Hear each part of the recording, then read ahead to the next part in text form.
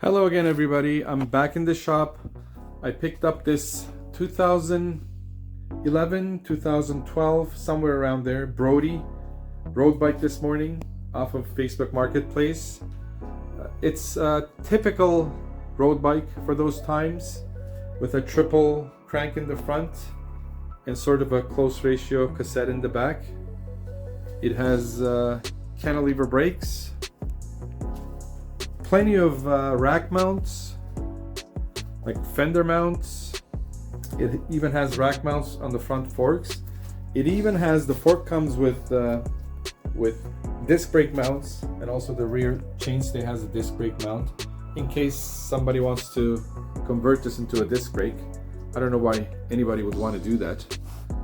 These cantilever brakes are plenty of brake for this type of bike. So what I'm thinking to do, I find that a lot of people who are looking to get into cycling can't really grasp the gearing system on a bike, especially with a triple or a double chain ring in the front. So I'm going to convert this into a single chain ring, and I'm going to put a wider cassette in the back, like an 1134 probably, and I'll probably put a 34 or a 36 in the front. And that should give plenty of gears for the intended use of this bike. And it just simplifies things, it cleans things up, less things to worry about, and just a simpler system to use. I'm probably going to put a little wider tire on it. It's got plenty of clearance. And turn this into a versatile on and off road kind of bike. So of course I'm going to take everything off. Make sure nothing is seized, clean and lube everything, and put everything back. And hopefully when I'm finished, it'll be a nice little nice on and off road bike for someone to enjoy. So you guys sit back and relax. I'm gonna get started. I always like to start with the chain. I don't know why, I'm just used to it. Just get the chain out of the way. And in a case like this, when I'm going to be putting a new chain on, I don't have to worry about pushing that pin just the right amount so it doesn't fall out. I don't really mind if it falls out now because I won't be putting this chain back. But, oops. But if I was going to be reusing this chain, you know, you want to make sure that you don't push this pin out too far like I just did, so that when you go to put it back, you have somewhere for the other side to click in. But like I said, in this case, we're going to be replacing it, so it doesn't really matter.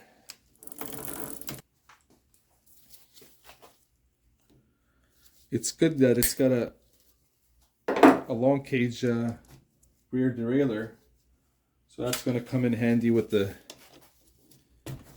wide range cassette that I'm planning on putting on this. It can handle it no problem.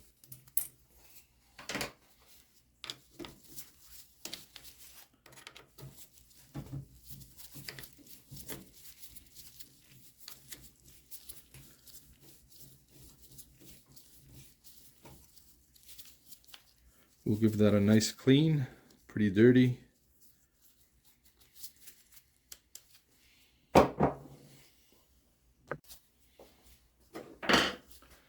When cables are bent out of shape like this, my OCD kicks in, and even though I don't have to, I just replace the cables.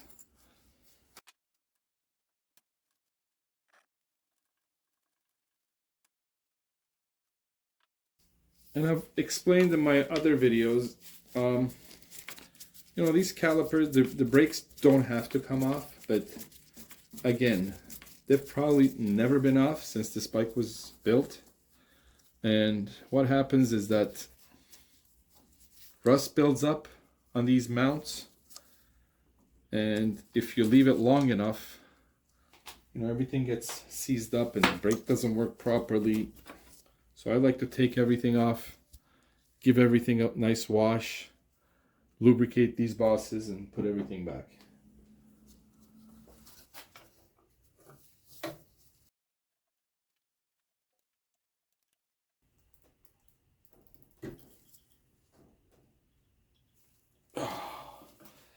And again, this is one of the reasons. This bolt has never been off since the bike was built. And if I don't remove it, eventually it'll cause all kinds of problems. I'm going to pull the crank off because we're going to take off all the chain rings and everything. And I also want to check the bottom bracket, of course. I'm going to remove the bottom bracket and lubricate the frame threads.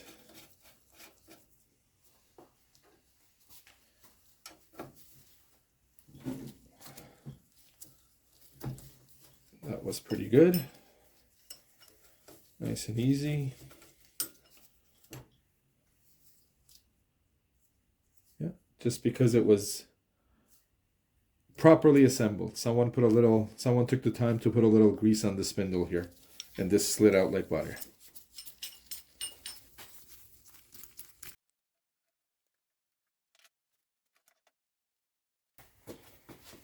You want to make sure your crank tool goes into the crank as much as possible to get the maximum grip, so you're not stripping threads.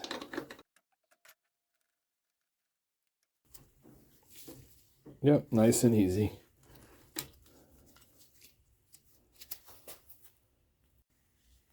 So yeah, this looks pretty bad. Just from the way it looks. I mean, it looks like it's going to give me a hard time to come out. And again, I don't have to take this out, but if it looks this bad now, again, this has never been taken off since the bike was assembled, most likely. And if this stays in there for another 2-3 years, and then the bike needs a bottom bracket, it's going to be that much harder to take out. So that's why I'm going to take it out, grease the threads, make sure everything is okay, and put it back.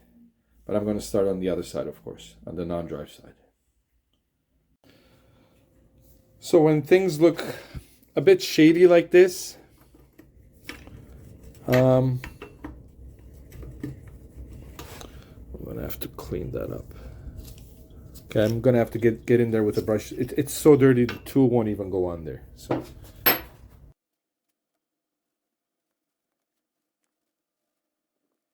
let's try it again.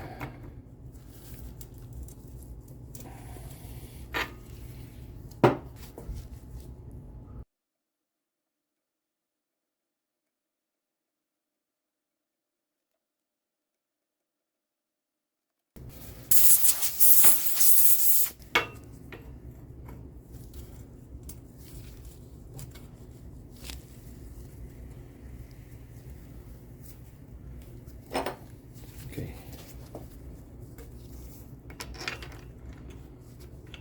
It's a little better, and I wouldn't dare to even try and loosen this without putting this little tool on. This is just so that the bottom bracket tool doesn't slip off. This is threading onto the axle, of course, and making sure that the tool stays on there. So let's give it a try.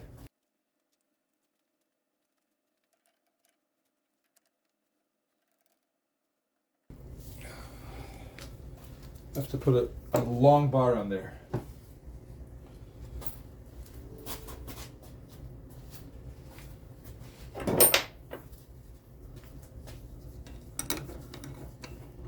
So I'm putting in my smaller adjustable just because the long bar that I have won't fit the handle of that big adjustable. So adjust the camera here. There we go.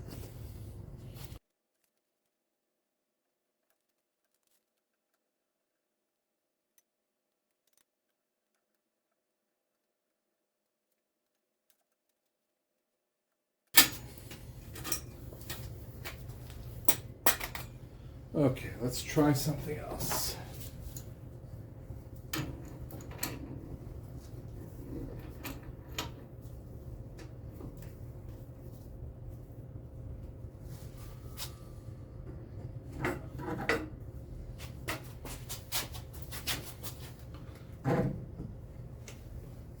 There we go. Had to bring in the heavy artillery. With a long enough bar and a good grip, as long as this tool is on there good, with this little threaded rod, it's gonna come off eventually. Okay, now we want to back this up. Now it's loose enough. I can get in there with the ratchet.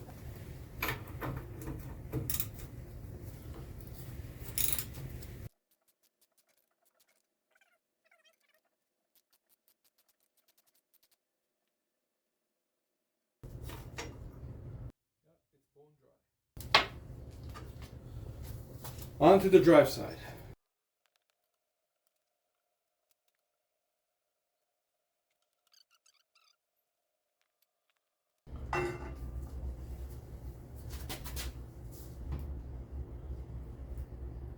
Oh, here we go. That wasn't bad at all.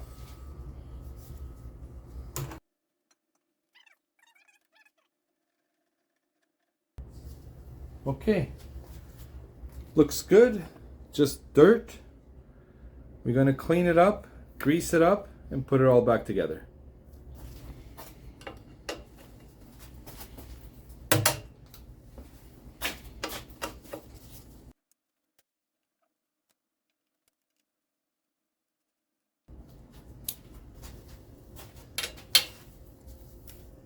Headset feels fine, but I'm sure it could at least use a bit of grease.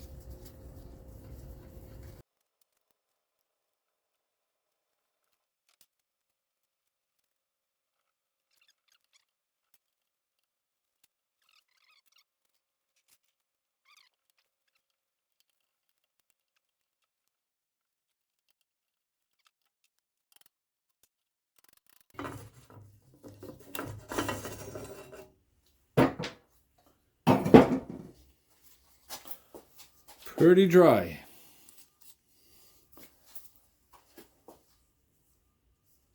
Yep. Okay, everything is off the bike. I decided I'm going to put in a new bottom bracket. The bearings are a little crunchy on the old unit. They're sealed units, so I have one here. I'm going to replace that while it's out. Gonna take the chain rings off, put the single narrow wide chain ring on there, clean the derailleur.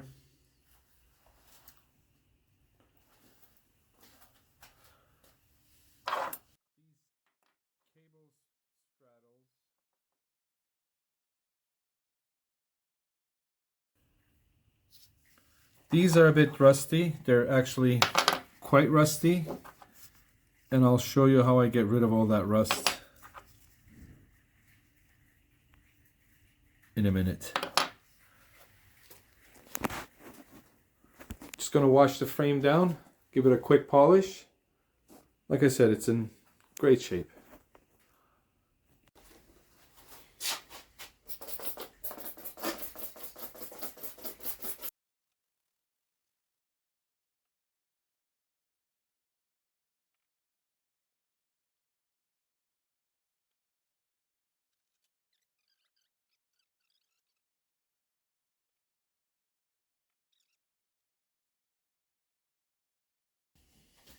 Okay, ready for assembly.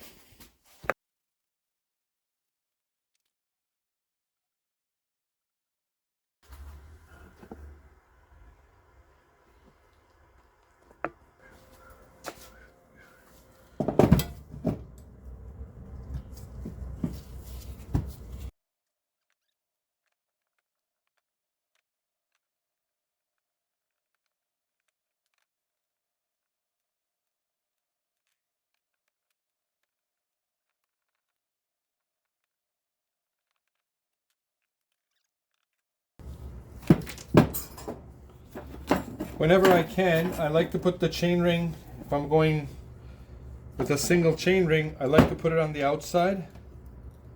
It just looks better, but sometimes you can't get the chain line right. You need that extra bit of space. But I'm gonna try, I always try. If I can put the chainring on the outside of the spider, I'd like to do that. So I'm gonna try. So what do I mean by chain line? Ideally, if you have, when you're going with a single chain ring, when you have your chain in the back, on the back sprocket, it's kind of hard to show. The camera doesn't catch the angle, but I'm just going to explain it. When you have your chain in the back, in the middle sprocket, ideally you want a straight line between the chain wheel and that rear center sprocket, so that when you're in the biggest or the smallest, you have the least amount of extreme chain angle. Let's say if you were in the second sprocket and you had a perfectly straight line with your chain wheel, and then when you go up on the smallest sprocket, you have too extreme of a chain angle, and you don't want that. So just to have a happy medium, you want to be in the middle sprocket. When you're in the middle sprocket in the back with a single chain ring, you want that chain line, the chain perfectly straight. You can play around with it. On my personal bike, because I tend to be in the lower half of the cassette most of the time, I do go in the higher gears not so often, and when I do, I don't spend a lot of time there. It's because I'm at a steep hill or something. So I have my chain line actually set up a little differently, but it's something you can play around with. Depends on the bike you're riding, depends on the gears you're riding. But to make a long story short, you don't want your chain having any kind of extreme angles for long periods of time, because it promotes wear and it might get noisy. So this looks good. I'm happy I can mount the chainring on the outside of the spider just for aesthetic reasons. So I'm going to go ahead with that.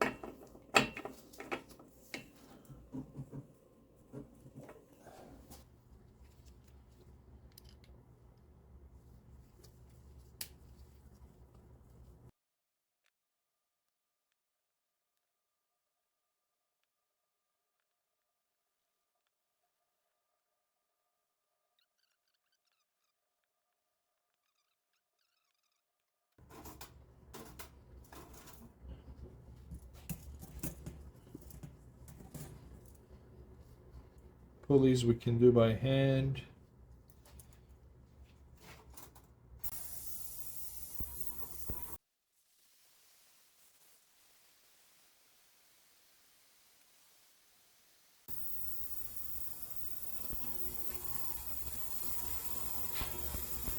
So I've disassembled all the brakes here, and just wanted to show you guys stuff like this. I've washed off in the ultrasound, get all the thick dirt off of it, and then overnight I'll put them in this stuff. I'm sure you've seen this in other videos. It's called Evaporust. I just have a little bit here. It's quite expensive, but you can reuse it until it gets so dirty that it doesn't work anymore. But so I'll soak these in there overnight, and I'll show you guys tomorrow when they come out. It's like magic. All the rust is gone without any buffing and grinding, and just gives everything a nice fresh look, which I like.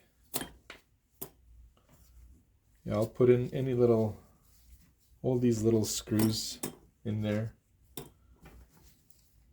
These are fine. And they'll stay in there overnight, and I'll show you guys what they look like when I take them out tomorrow. Okay, so it's the next day. Let's see how our parts are gonna come out of Evaporust.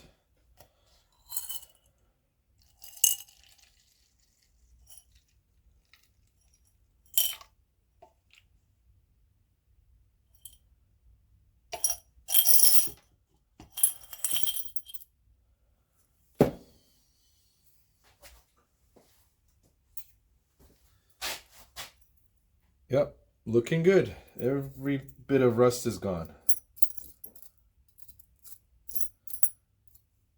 From all the bolts. It gets right into the places where you can't really get. Just beautiful.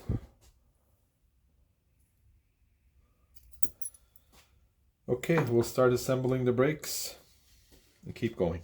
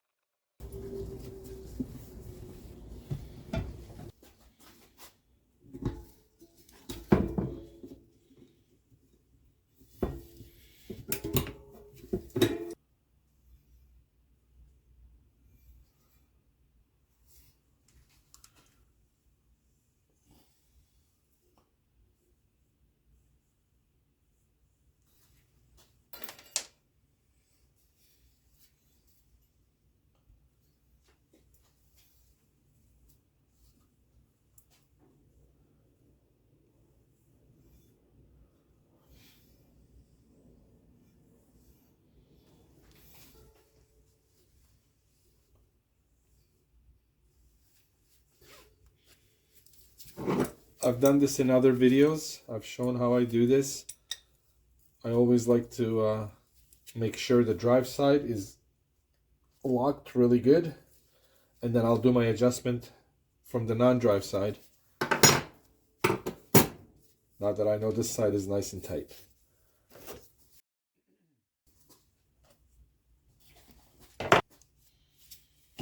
Just using a little Varsol here to clean up the nuts and the cone.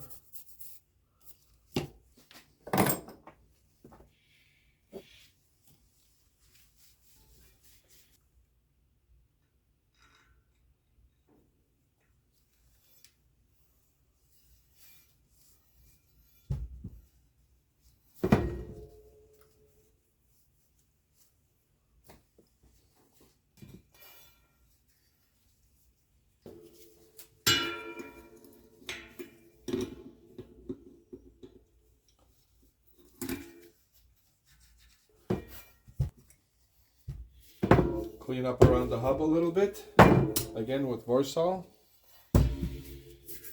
while we're here.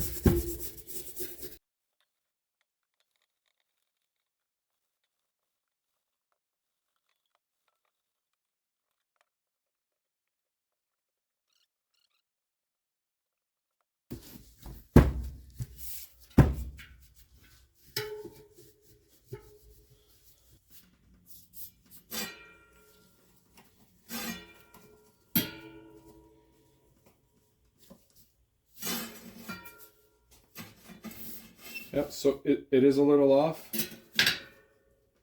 So we're just gonna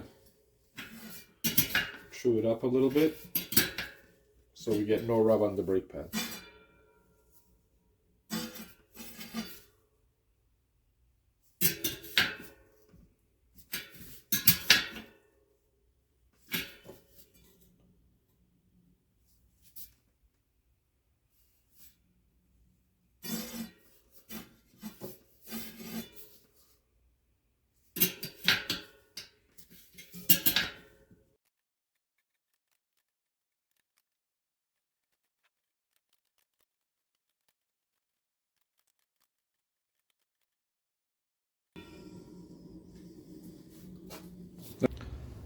So as I mentioned in the beginning of the video, because we're going with one chain ring in the front, we're going to need some more gears in the back, a wider ratio, wider range. So I found this in my little parts bin here. This is 11, 13, 15, 18, 21, 24, 28, 32. So 11, 32 coupled with the 38 I have in the front. That gives not a super low range, but a pretty low range for this bike. So it's gonna have a wide range of gears, whether you're cruising at a good speed, or if you have some hills to conquer, you're gonna have low enough gears. So I'm gonna go with this one. Just in comparison, this is what came off the bike. But of course, it had that smaller chainring in the front. So by going bigger in the back now, we're compensating for that. But we have the simplicity of a 1x-drive. Drivetrain, I mean. So I'm gonna go ahead with this. So I'm just cleaning off the majority of the dirt as much as I can, and I'm gonna throw this in the ultrasonic machine.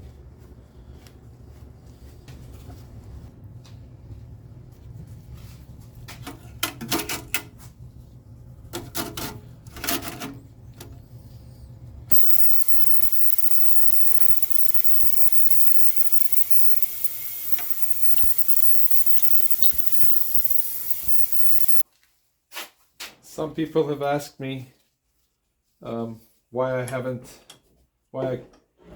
mounted my vise on the bench. I don't work on anything heavy enough something extra heavy duty that the vise should be mounted. This way it gives me the flexibility to, like in this case, to turn it any way I want. This is how I clean my cassettes after they come out of the ultrasound, how I dry them, because there might still be some grease residue on there or dirt. This I find is a good way just to get in there really deep down.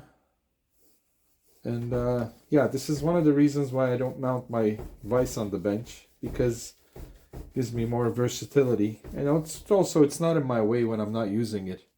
I don't use it all that often. It's the same with my polishing machine.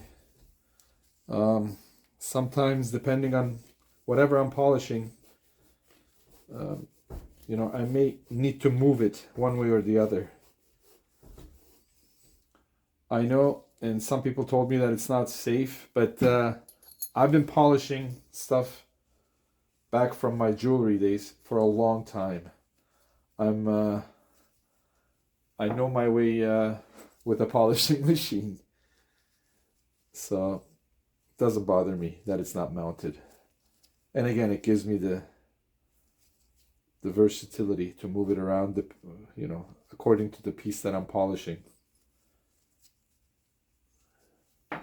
Okay, this is nice and clean. We're missing a washer here, a little spacer. I'm going to find that and mount it on.